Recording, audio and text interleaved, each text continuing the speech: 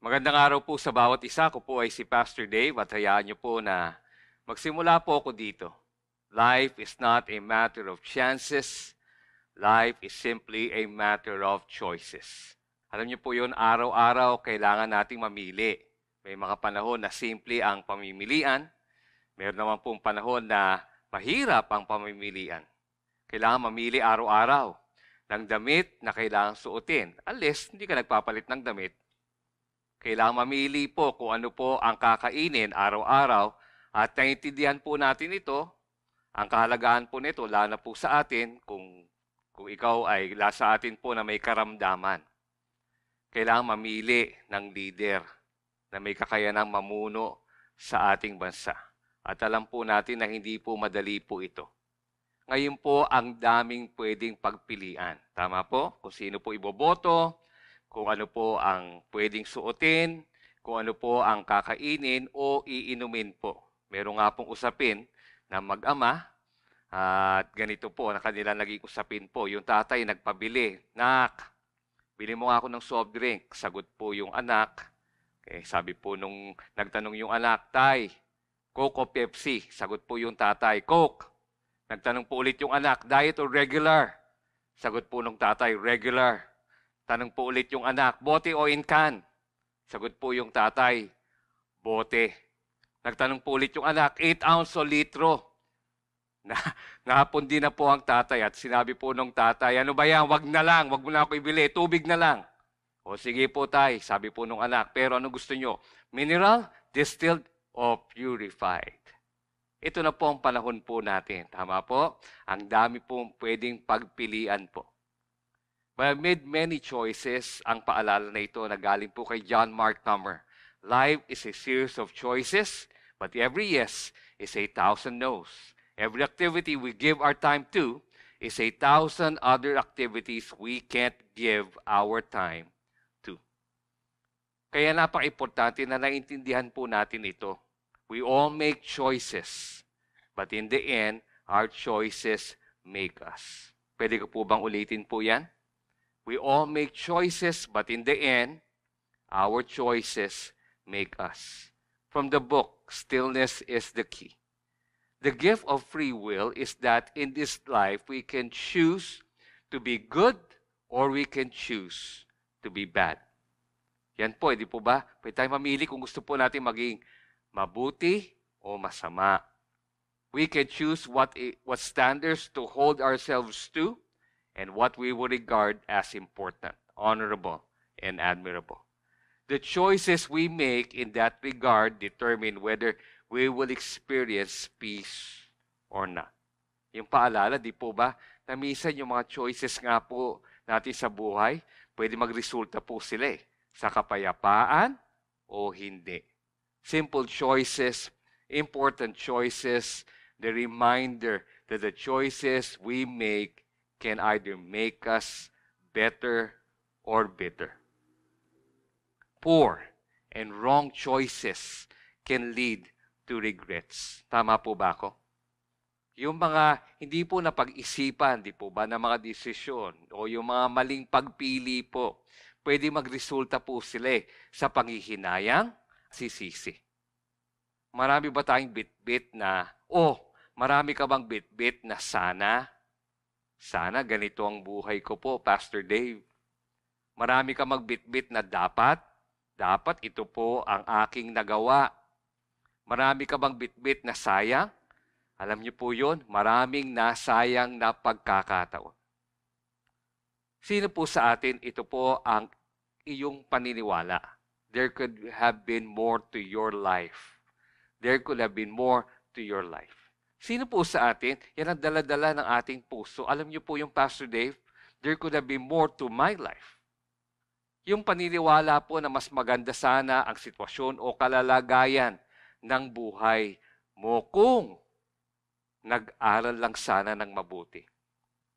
Mas maganda po sana ang kalalagayan o sitwasyon ng buhay kung nagtapos lang sana sa pag-aaral. Kung hindi nagloko. Kung hindi nakapag-asawa ng maaga, kung hindi nag-resign sa work, kung tinanggap ko sana yung offer na work Kaya tayo nga po mga Pilipino, di po ba, may kasabihan po tayong ganito eh, nasa huli ang pagsisisi.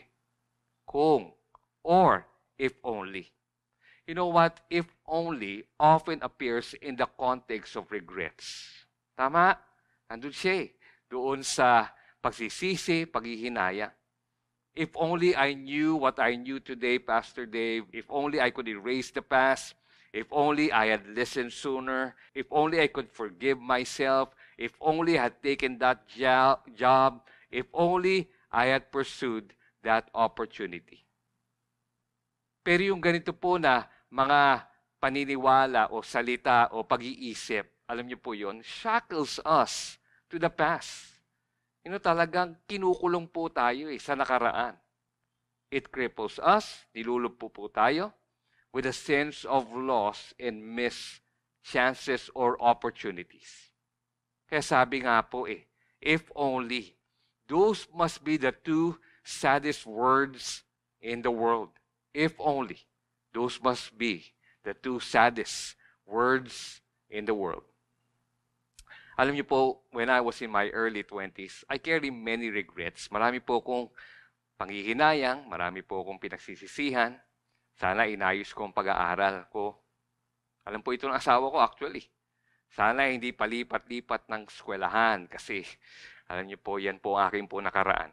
Sana tinuloy ko po ang mga ilan na sinimulan ko nung bata po ako, nung teenager po ako. Sana, pero wala. I lack character. I lack discipline.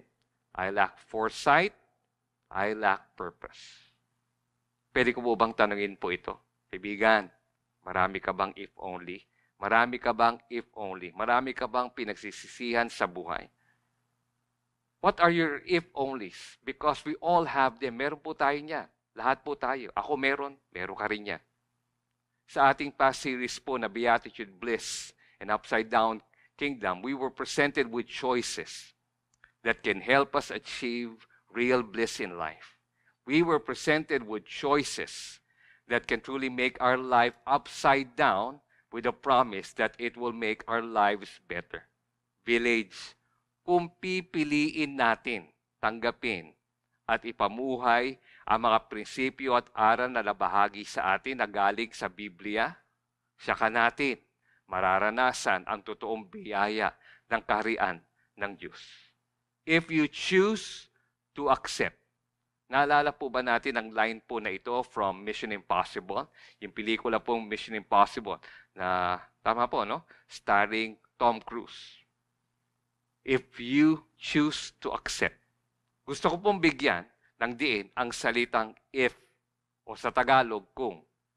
If, yes, it is one of the most ordinary and familiar words around. At ginagamit natin ito na hindi masyadong pinag-iisipan ang halaga niya. Tama po ba?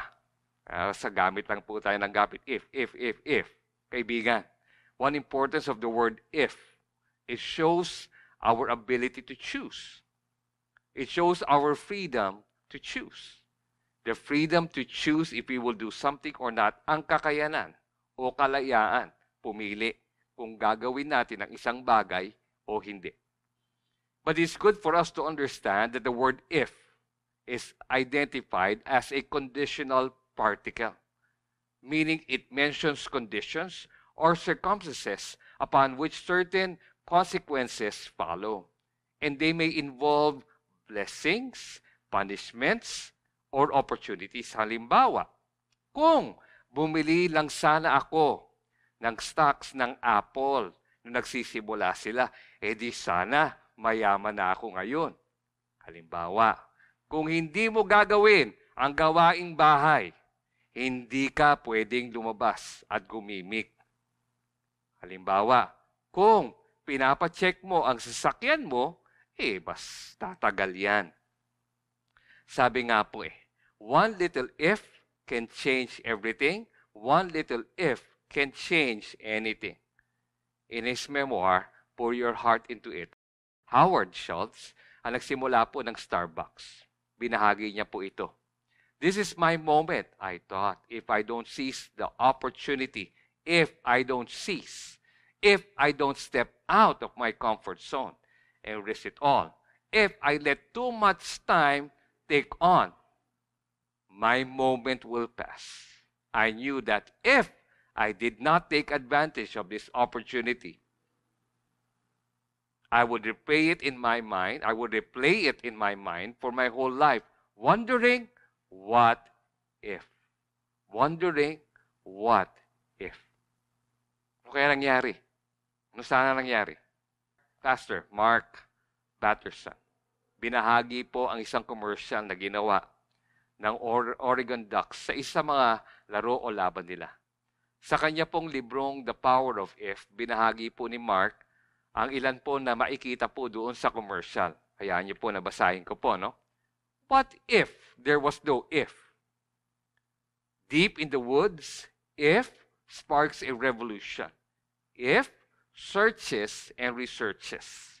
If open doors. If doesn't care about yesterday. Just two simple letters, right? Wrong.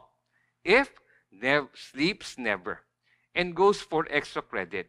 It all starts with if, because if becomes when, and when becomes now, and now becomes how, and how becomes wow. If will change your stance. If will change the game. If will change the world. Ang salita pong if ay isang mahalaga at importanteng salita kung aaralin po natin ang Biblia. It is said that the word if appears in the Bible some 1,637 times, 993 times in the Old Testament, and 602 times in the New Testament, and 24 times in John's epistles. And in most instances, it mentions conditions or circumstances upon which certain consequences follows. It shows decisions and choices where certain consequences follows. Sabi nga po ng maraming Bible scholars, the Greek word for if is ean. Ean. At ayon sa isang article na aking pong nabasa, kung susuriin natin mabuti ang salitang ean, we find that it's made up of two smaller words. A, meaning conditionality, and an, meaning a wish. So kung pinagsama sila, the Greek word that if translated means a wish with a condition. In the Bible, the word if plays a crucial role in highlighting the conditional requirement of maintaining a strong relationship with God and receiving His blessings. Ayan pong, kaya mahalaga po siya, pinapakita po yung mga kailangan pong gawin para maging matibay po ang relasyon sa Diyos at matanggap po ang mga ilang biyaya po ng Diyos. Friends, there are many promises and assurances throughout the Bible that are conditional and dependent on certain actions or behaviors. Sa isa pong article na sinulat po ni Charles Stanley, hayaan niyo po nabasahin ko po. Christianity rests on a foundation of God's promises. There are two kinds, unconditional and conditional. Fulfillment of unconditional promise rests solely with the Lord. One example is God's covenant to never again destroy the entire earth by flood. On the other hand, if a promise is conditional, fulfillment depends, pakinggan niyo po ito, on certain requirements being met. The transaction can be expressed as an if-then statement. Halimbawa po, in 2 Peter chapter 1, verse 10, the Voice version, therefore, brothers and sisters, work that much harder to confirm that God has called you and claimed you. If you do this, then you will never fall along the way. Basahin natin ang 2 Peter chapter 1 verse 10. Lalo na po, yung dulo po, no? Sa Tagalog. Kung gagawin nyo ang mga bagay na ito, hindi kayo matitisod. Dito po sa 2 Peter chapter 1, ipinakita ni Pablo na kung ang mga anak po ng Diyos ay mamumuhay nakita ang kabutihan, kita po ang pagpipigil sa sarili, Kita po ang pasensya o pagtitiis. Kita po ang kabaitan. Kita po ang pagmamahal. At kita po ang debosyon sa Diyos. Hindi sila matitisod. Hindi sila madadapa. Hindi sila tatalikod sa Diyos. Dahil sabi nga sa 2 Peter chapter 1 verse 10, kung gagawin natin ang mga bagay na ito, hindi tayo matitisod. Ito po mga nakaraan po na linggo sa pamagitan po ng ating Pinnacle Live, siguro marami sa atin ay nagkaroon po ng mga if-only statements. If only have been more merciful and kinder, Pastor Dave. If only have been more careful with my temper. If only I knew before the importance of God's design for marriage. If only I had joined a huddle sooner. If only I had not been partial or judged people easily. Things could have been better. A lot of things in my life, Pastor Dave, could have been better. Mas naging maayos o kaya naging maayos ang buhay. If only, if only, if only. Kaya maganda po ito, galing po kay C.S. Lewis. You can't go back and change the beginning, but you can start where you are and change the ending. Can I repeat that? You can't go back and change the beginning. Di na po tayo pwede bumalik sa nakaraan at baguhin ang simula po natin. But you can start where you are and change the ending. Pero kung nasaan man tayo ngayon, doon tayo magsimula po at baguhin po natin ang dulo o pagtapos ng ating pong kwento. Village, if you want a different and better direction for your life, start to change if only with only if. Okay po ba yon? Ulitin ko po ulit. Kung gusto natin na maiba po ang direksyon natin at mas mabuti po ang ating pong buhay, baguhin po natin ang kwento. Alis na po tayo doon sa if only at punta po tayo doon sa only if. Pinagbalit lang po, di po ba? O pinagbaliktad. Pero ang laki po ng pinagkaiba. Sabi nga po, if only. Sabi po ng dictionary, this phrase expresses a wish or a desire for something to be different, often indicating regret or longing. Pero pakinggan niyo po ito, only if. The dictionary will say, this phrase establishes a necessary condition that must be met for something else to happen. Village. We can avoid making poor choices and a life of regrets. One. Only if we choose Jesus. Isang talata po sa Biblia na nakatulong po sa akin para, alam niyo po, yung finally malagpasan ko ang mga if only, yung mga sana, dapat, sayang. 2 Corinthians 5 verse 17. Sa Tagalog po o ang Biblia. Kaya kung ang sino man ay na kay Kristo, siya'y bagong nilalang. Ang mga lumang bagay ay lumipas na. Tignan nyo, ang lahat ay naging bago. Kaya ang ganda po nito, coming from Oswald Chambers. The experience of salvation means that in your actual life, things are already altered. Bago na po. You no longer look at the things as you used to. Your desires are new. All things have lost their powers. Iba na po ang tingin po natin sa mga bagay-bagay sa buhay po. Iba na po ang ating pagnanasa po sa buhay. My personal choice, my decision to accept Jesus Christ as my Lord and Savior resulted in this reality. A new life for me. Bagong buhay po sa akin. New beginning for me. Bagong simula po. A life where I can now overcome sin, temptations, and weaknesses. A life where I now put Jesus first. Inuuna ko na po ang Panginoon Diyos. A life where I put Jesus first because I now belong to God. My life now belongs to God.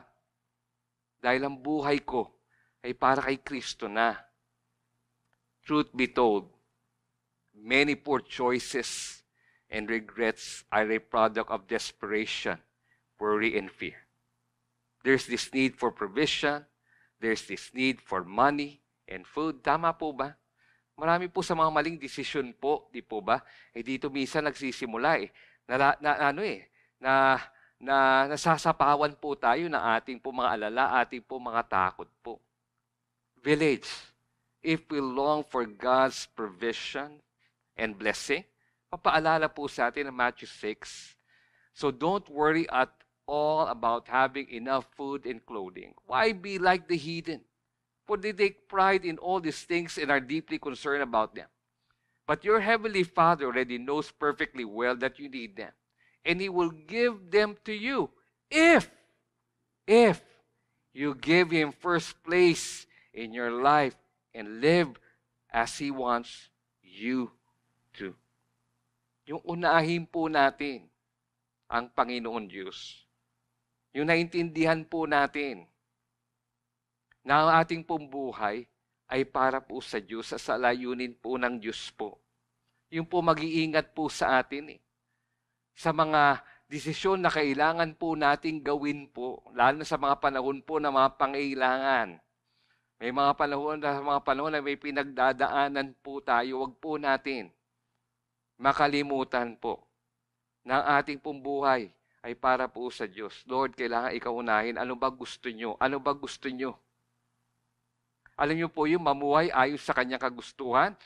Hindi po madali po yan, di po ba? Naalamin.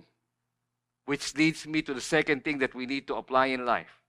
Village, we can avoid making poor choices in a life of regrets. Number 2, only if we choose His wisdom and word.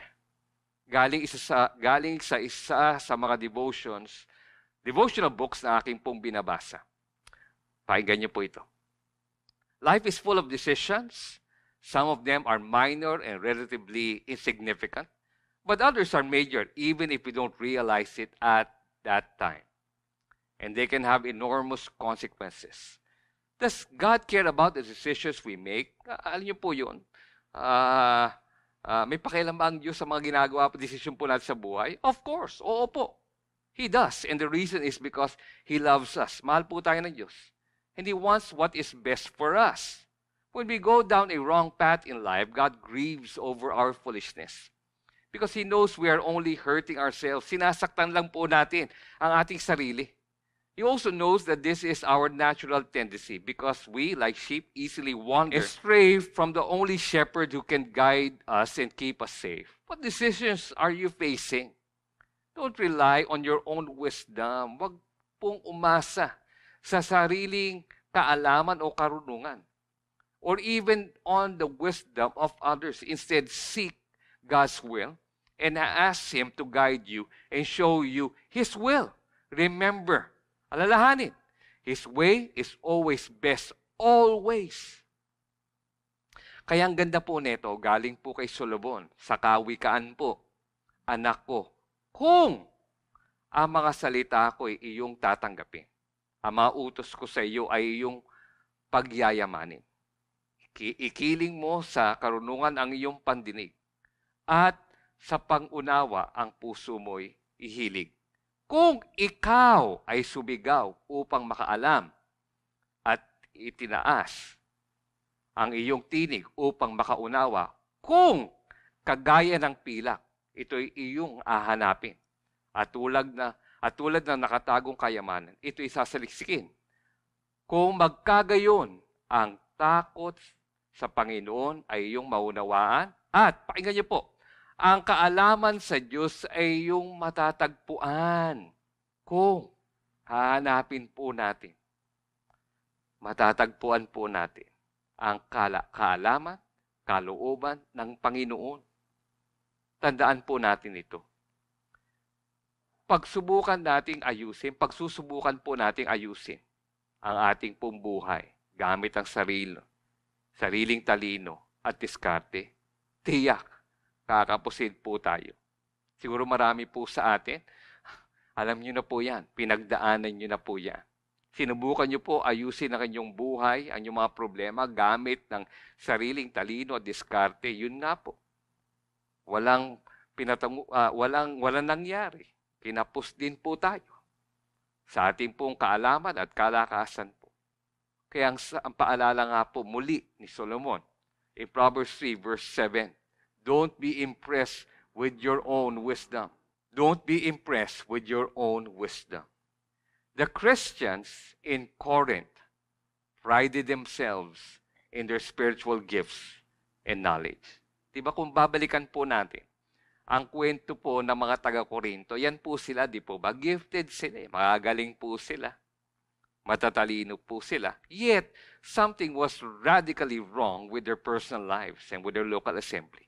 Pero sa gitna po ng kanila po mga galing po at talino, ang dami po problema po nila pagdating po sa kanilang personal po na buhay at sa kanila pong pagsasama bilang isang iglesia po. At nakikita pa rin po natin, di po ba, ang realidad po na ito o katotohanan po na ito. We see people who are knowledgeable and intellectual. Magagaling po sila, matatalino po sila. But clueless when it comes to solving personal struggles and weaknesses. Hindi nila masolve po ang kanila po mga kahinaan, ang kanila po mga pinagdadaanan po sa buhay. We still see this reality. People who rely on what they know, but ends up destroying their life, their business, their marriage, their family. Ako po, marami na po ako nakita pong gano'n. Magagaling po sila, matatalino po sila, pero yun na nga po, ang naging resulta po na kanilang talino at galing, sinira po nilang kanilang pong buhay, ang kanilang trabaho, ang kanilang pong negosyo, ang kanilang pong marriage, ang kanilang pong pamilya. Paul had what the Corinthians needed. True spiritual wisdom.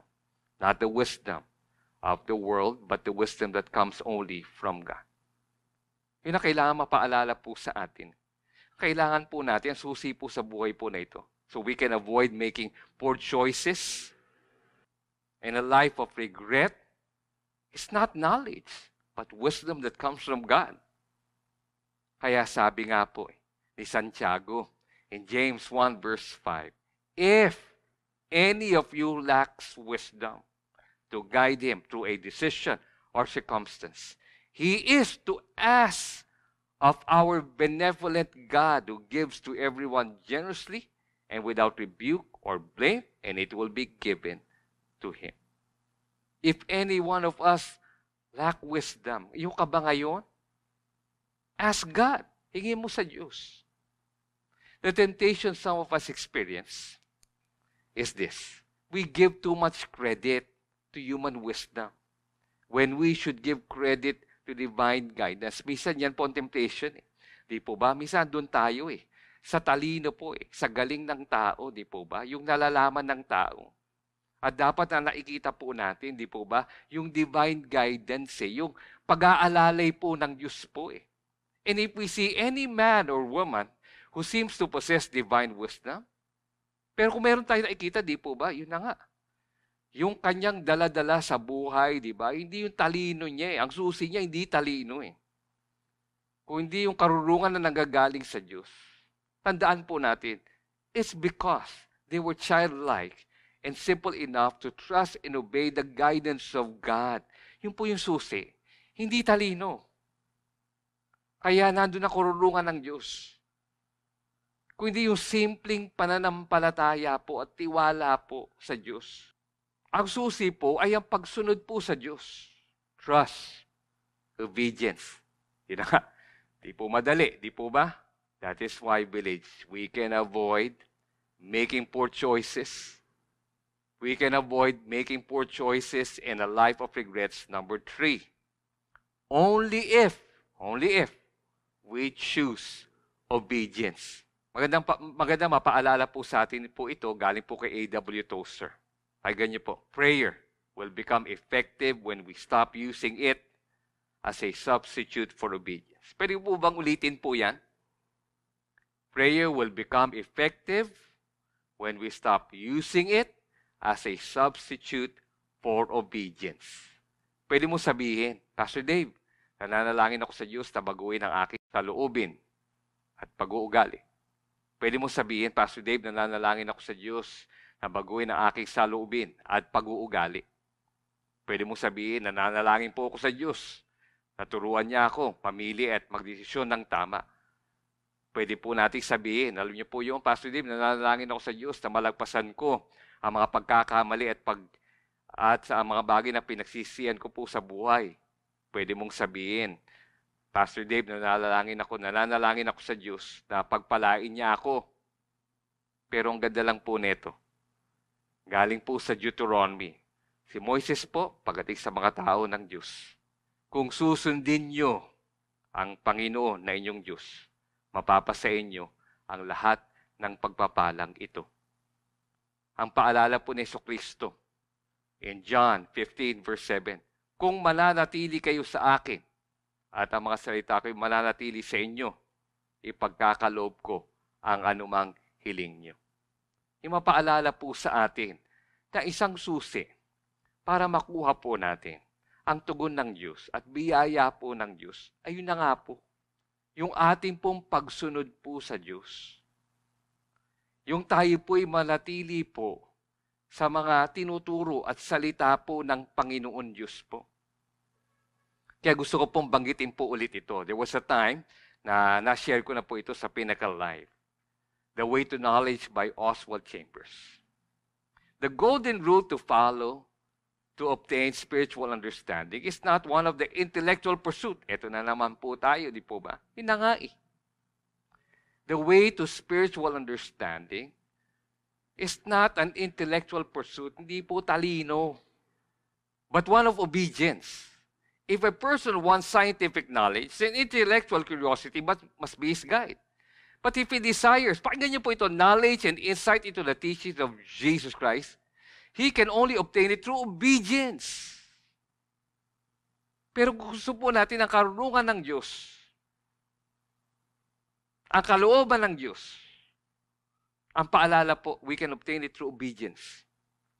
If spiritual things seem dark and hidden to me, then I can be sure that there is a point of disobedience somewhere in my life. Intellectual darkness is a result of ignorance, but spiritual darkness is the result of something that I do not intend to obey. Kaya meron po ba na ganun po realidad? May kadiliman po kasi may isang bagay na ayaw mong sundinin, pinapagawa ng Diyos, pero ayaw mong gawin. No one ever received a word from God without instantly being put to the test regarding it. We disobey and then wonder why we are not growing spiritually. Ang ganda po nung huli, di po ba? We wonder why we are not growing. Ilan po sa atin nakikita na ang dahilan po noon o isang dahilan po because wala pong pagsunod po sa Diyos. Kaya ang kung na ito ay napakahalaga po. In John chapter 8 verse 31. Sinabi ni Jesus sa mga Hudyong sumasampalataya sa Kanya, kung patuloy kayong susunod sa aral ko, totoo nga, mga tagasunod ko kayo. Dito po natin makikita na isang tao po ay totoong tagasunod ng Diyos kung may pagsunod po sa mga tinuturo at utos po ng Diyos. At pwede rin nating masabi po na isang tao ay pwedeng hindi totoong tagasunod ng Diyos kung wala naman pong totoong pagsunod sa mga aral at utos niya. Okay po ba yon? By the way, this is obedience to Jesus' teachings. Hindi dapat hinahayaan ang init ng ulo. Dapat hawak ang lumalabas sa bibig. Dapat hindi basta-basta humuhusga ng iba. Hindi tayo naghihiganti. Hindi tayo bumibigay sa tukso at pagnanasa. Nagiging totoo tayo sa ating mga salita at hindi tayo nagsisinungaling. Tanong, how many poor choices and regrets in your life that are rooted because you did not do these things? Dahil hindi po natin ginawa, hindi natin sinunod ang mga bagay po na ito. Isang kwento tungkol sa pagsunod sa Diyos sa Biblia, si King Jotham. He became king of Judah at age 25 and reigned for 16 years. From 750 to 735 BC. In 2 Chronicles 27 verse 3 to 6, the Message version, mababasa po natin ito.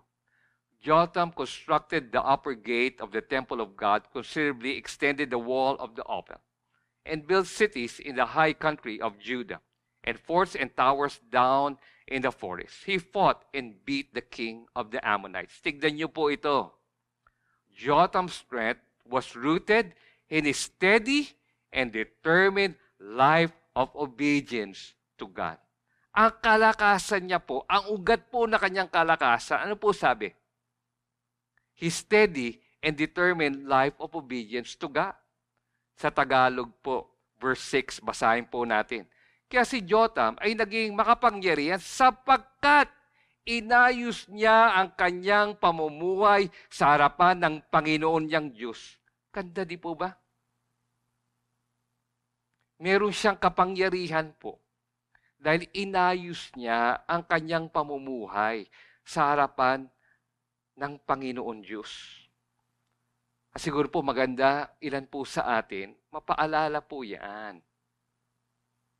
He was able to build, he was able to lead, he was able to triumph because of his steady and determined life of obedience to God. Dahil sumunod po siya sa Diyos. Dahil inayos niya ang kanyang pamumuhay. That's why he was able to lead, build, and triumph. At ganito po dapat ang maging lakbayin po natin bilang Christian. Meron dapat tayong steady and determined life of obedience to God. Hindi lang dahil gusto po nating mamuno, hindi lang dahil gusto nating itaguyod ang ating mga careers o negosyo, hindi lang dahil gusto nating magtagumpay sa buhay, kung hindi sa dahilan na unang-una. Dahil meron tayong relasyon kay Jesus. Ang pangalawa po, dahil mahal po natin ang Panginoon Jesus. Kaya ang paalala nga po in John 14 verse 15, ang Panginoon Jesus mismo. Ano sabi niya?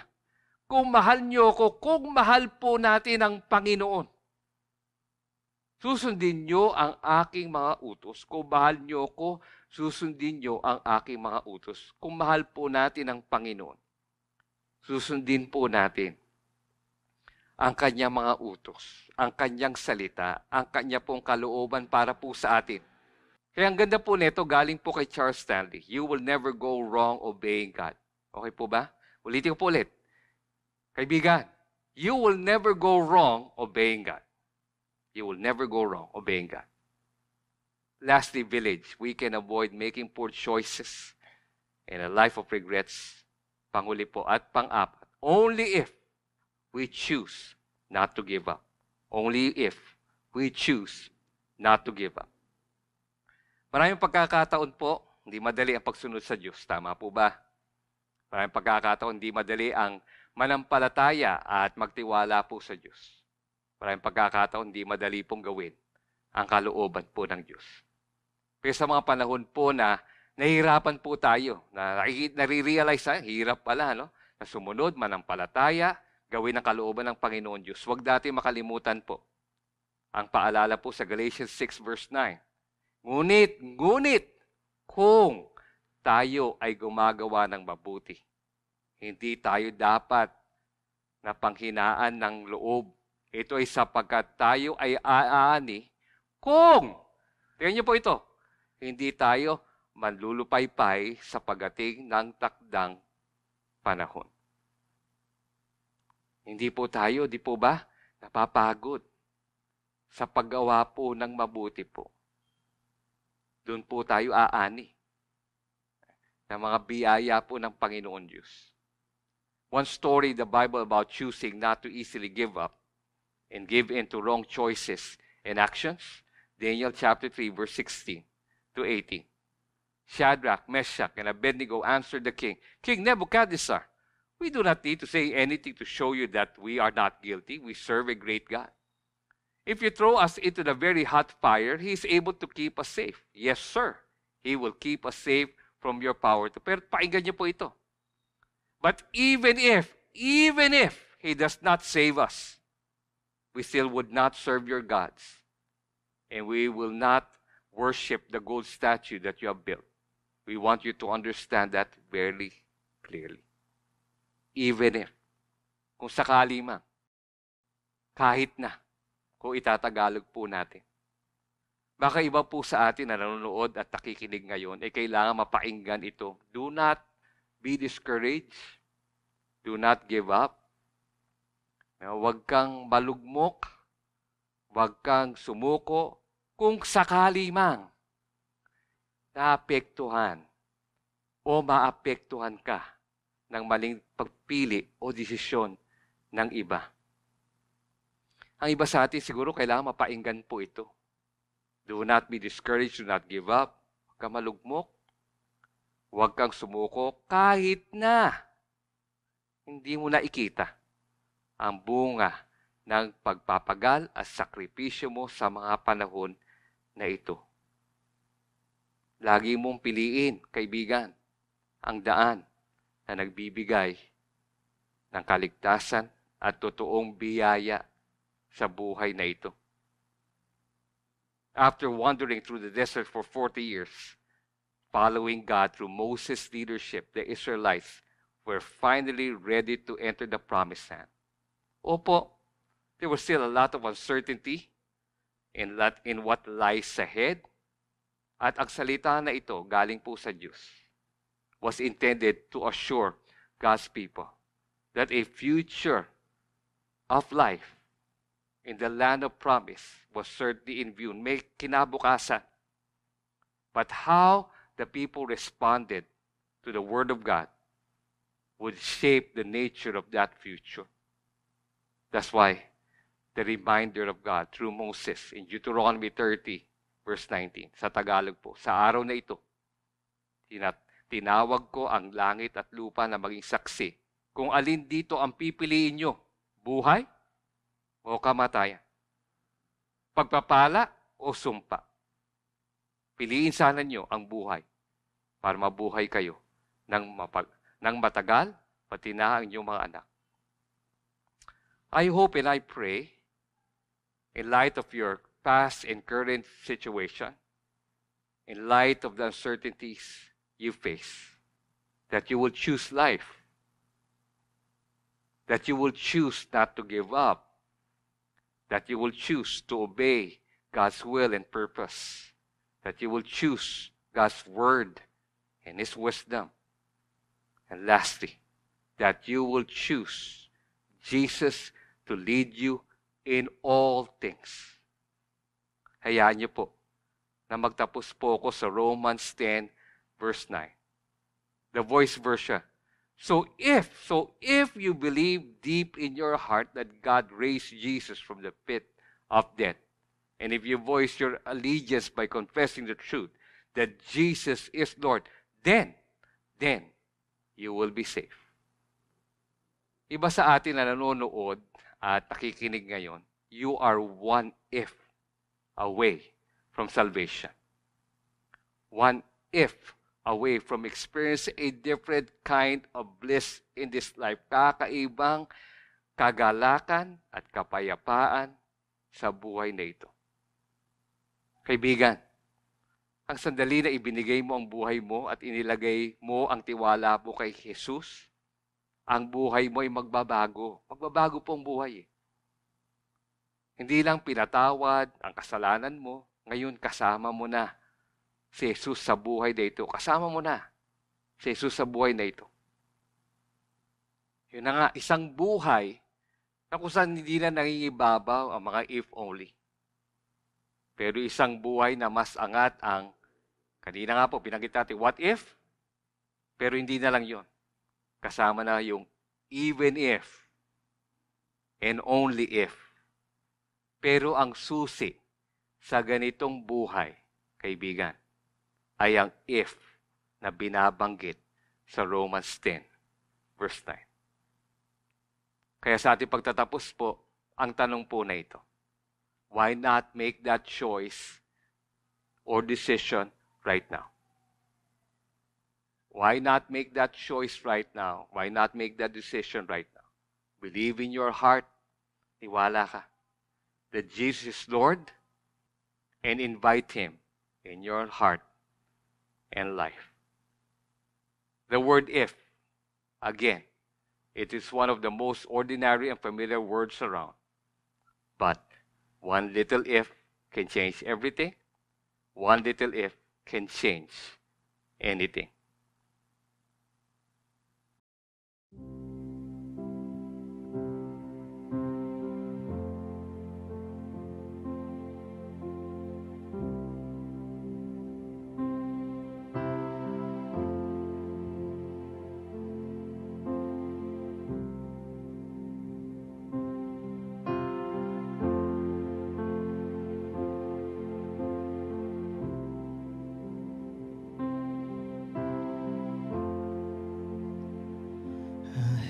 Decided to follow Jesus.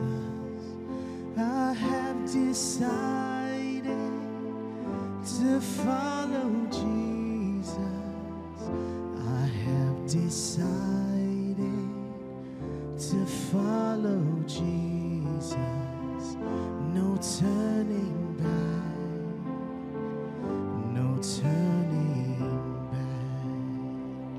Though none go with me, I still will follow. Though none go with me, I still will follow. Though none go with me, I still will follow. No turning back, no turning back.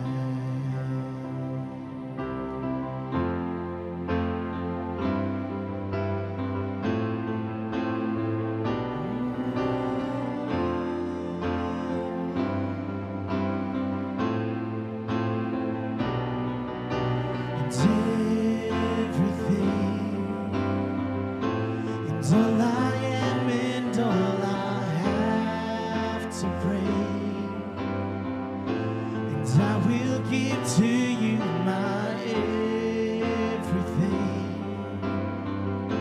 And all I am and all I have to bring, and I will give to you my everything. And all I am and all I have to bring, and I will give to you my everything. And all I am and all I have to bring, I will give to you my everything. And I will follow my heart surrenders. My Jesus, I am yours. I will give to you my everything.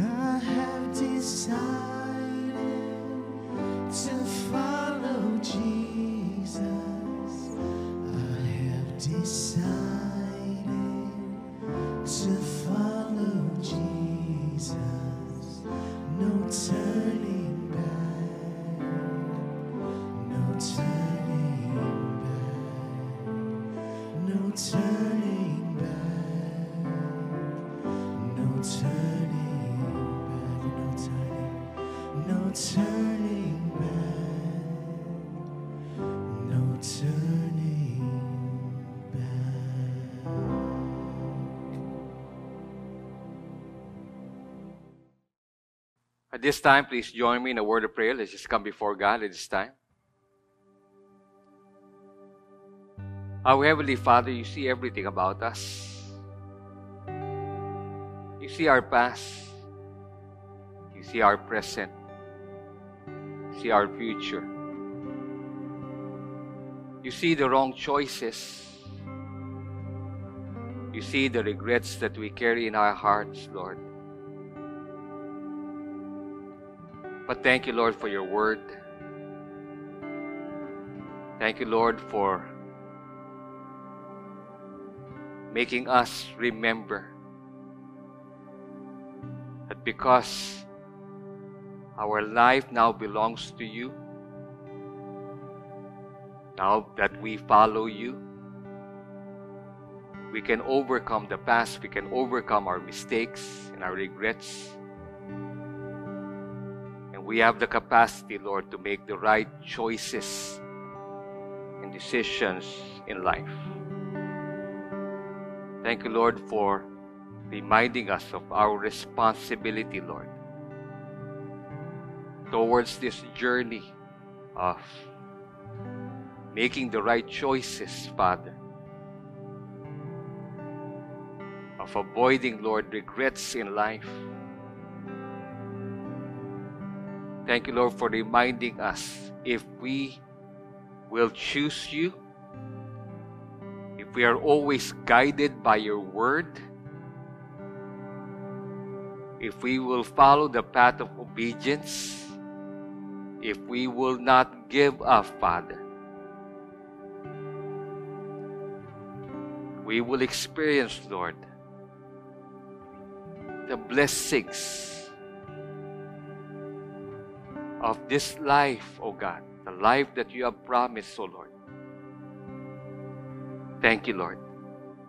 Maraming salamat po. Once again, Lord, we are thankful for Pinnacle Life, for the word today, for us not just to be hearers, but doers of your word.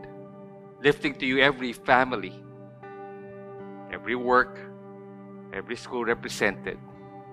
We lift to you our concerns, Father. In the midst of our concerns, our deeds in this life, may we always seek your guidance and your will and purpose for us. We thank you for all the blessings that you give.